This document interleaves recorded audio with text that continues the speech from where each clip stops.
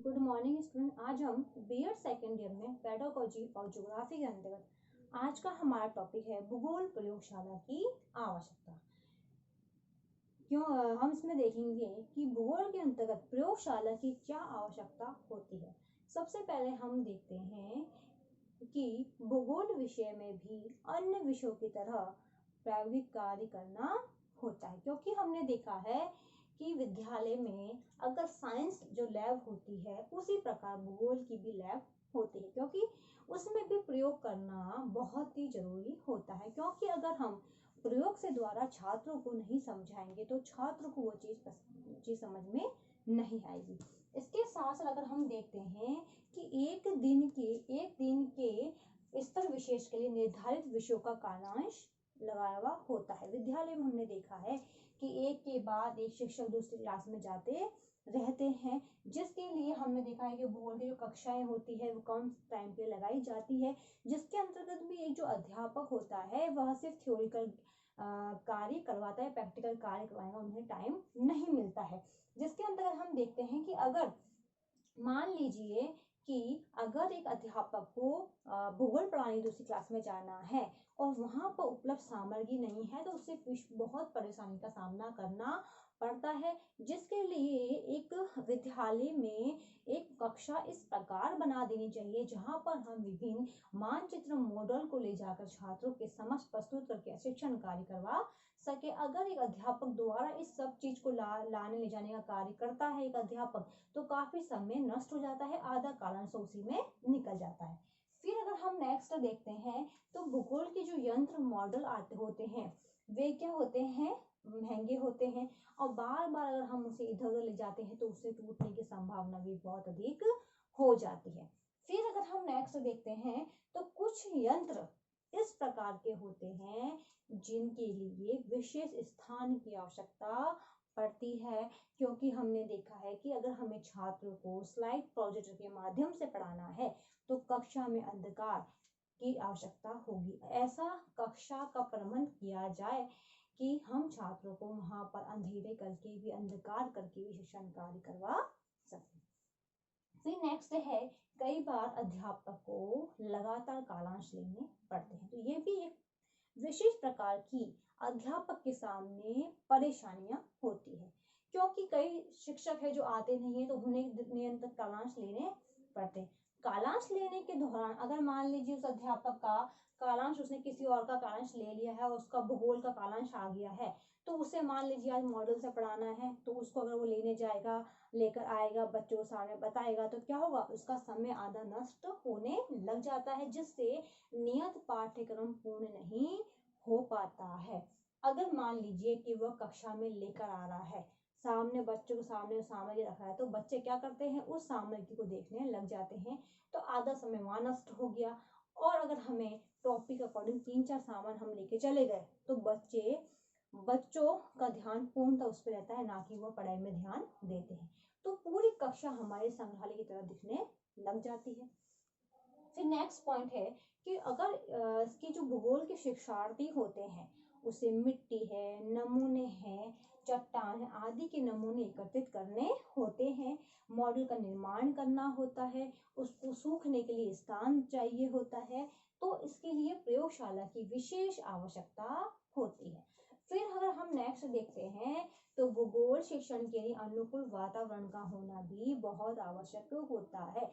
जहाँ पर प्रयोगशाला बनी हो आसपास का वातावरण शुद्ध होना चाहिए। दूसरी बात, वहां पर जो खिड़कियां हैं वह खुली होनी चाहिए, जिससे कक्षा में किसी प्रकार का अंधकार ना हो, जहां पर लाइट न होने पर भी एक अध्यापक उसे शिक्षण कार्य करवा सके। फिर अगर हम देखते हैं तो भूगोल के यंत्रों को रखने के लिए भी स्थान की आवश्यकता होती है, क्योंकि हमने इसमें देखा है कि अगर प्रयोगशाला नहीं होगी तो हम उस यंत्र को कहाँ रखें, ये भी सबसे बड़ी समस्या हमारे सामने आ जाती है। फिर अगर हम नेक्स्ट देखते हैं तो शामपट्ट पर बनाए गए जो मानचित्र होते हैं, प्रक्षेप होते हैं, मानचित्र होती है, उन्हें या संकेत होते हैं या आकृतियां होती है, उन्हें ब्लैक बोर्ड पर बना के हमें रख देना चाहिए। अगर भूगोल की प्रयोगशाला अलग बनाई गई है तो हम क्या कर सकते हैं, बोर्ड पर जो आकृति है, या मैंने कोई आकृति बनाई, ठीक है, या मैंने मानचित्र बनाया,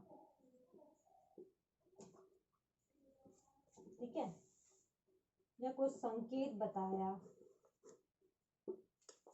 ठीक है, या मैंने कोई मापनी बनाई है, तो मैं क्या कर सकती हूँ, बोर्ड पे इन चीजों को बना के रख सकती हूँ। जब भी मान लीजिए कि मुझे इनमें से कोई टॉपिक पढ़ाना है, तो बोर्ड पर बना हुआ चित्र के माध्यम से मैं छात्रों को शिक्षण कार्य करवा सकती हूँ। तो ऐसी स्थिति में एक अध्यापक को वापस ये चित्र बनाने के लिए किसी प्रकार की परेशानियां नहीं होती है, और इससे एक अध्यापक का श्रम व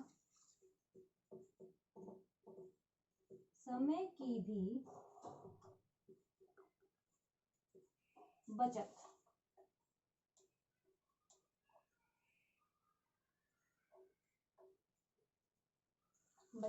होती है, क्योंकि इसके लिए अगर बने हुए चित्र मानचित्र अगर हमें मिल जाएंगे तो एक अध्यापक के लिए इसमें समय की बचत और श्रम की बचत भी होने लग जाती है। इसके अंतर्गत हम आगे देखते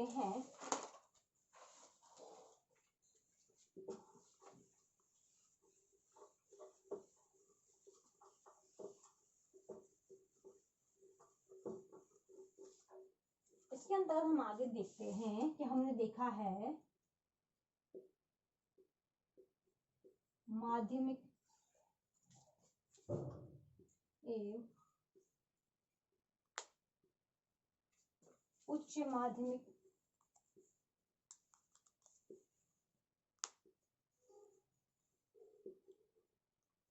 स्तर पर। अब हमने देखा है कि जो माध्यमिक उच्च माध्यमिक स्तर पर जो प्रायोगिक कार्य करवाए जाते हैं,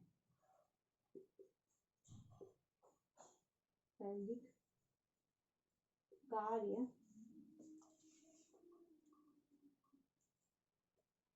छात्र को दिए जाते हैं, वे कार्य छात्र स्वयं करते हैं, जिससे क्या होता है, समय अधिक लगता है, क्योंकि जब एक अध्यापक द्वारा प्रायोगिक कार्य करवाया जाता है तो एक अध्यापक तो प्रायोगिक कार्य अच्छे से करवा देता है, परंतु अगर हमने वो कार्य छात्रों को दिया है तो समय की अधिक आवश्यकता होती है तथा उसको पूरा करने के लिए अन्य प्रकार की सामग्री की आवश्यकता होती है। अगर हमें कार्य पूरा करना है तो उसके लिए हमें विशेष प्रकार की सामग्री की आवश्यकता पड़ती है। और हमने कई बार देखा है कि जो बालक होता है जब वो प्रायोगिक कार्य करता है, करते करते कई बार कालांश लग जाते हैं या इंटरवल हो जाता है, तो अगर एक प्रयोगशाला भूगोल की अलग बनी हुई होगी तो क्या होगा कि छात्र काफी देर तक उस कार्य को कर सकता है। अगर एक ही कक्षा में सारे कार्य कर दिए जाए तो छात्र कालांश लगने के बाद उस कार्य को करने में अरुचि रखते हैं, क्योंकि दूसरे जो बालक होते हैं वे उन्हें परेशान करते हैं या फिर छुट्टी होने पर वे सब भागने का प्रयास करते हैं। तो ये था भूगोल प्रयोगशाला की आवश्यकता, कि भूगोल प्रयोगशाला की आवश्यकता क्यों होती है। तो हमने देखा कि भूगोल प्रयोगशाला की आवश्यकता बहुत ही आवश्यक होती है, क्योंकि हम इसमें छात्रों को थ्योरिटिकल ज्ञान के साथ साथ छात्रों को हम प्रैक्टिकल ज्ञान भी देते हैं, जो कि एक बालक के लिए प्रैक्टिकल कार्य का जानना बहुत ही आवश्यक होता है। अब इससे संबंधित आज का आपका होमवर्क है,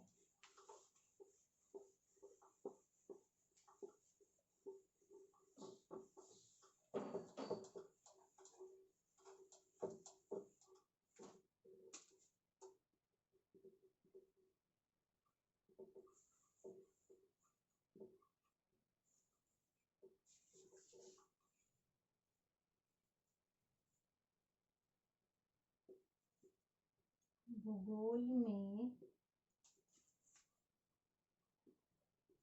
प्रयोग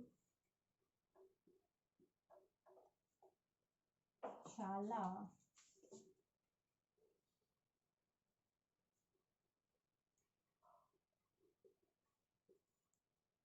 की आवश्यकता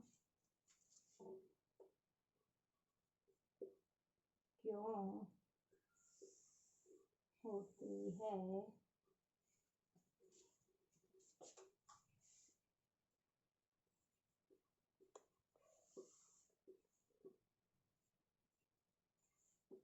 समझाइए। भूगोल में प्रयोगशाला की आवश्यकता क्यों होती है, समझाइए।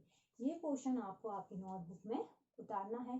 अंत में एक विशेष बात, जैसा कि आप सभी को पता है कि देश में कोरोना जैसी महामारी बहुत फैल रही है। इससे सुरक्षित रहने के लिए आप मास्क लगाइए, हाथों को सैनिटाइजर करिए। यदि आप बाहर जाते हैं, किसी व्यक्ति के संपर्क में आते हैं, तो कम से कम 6 फीट की दूरी बनाए रखिए, जिससे आप सुरक्षित रहोगे तो आपका घर भी सुरक्षित रहेगा। धन्यवाद।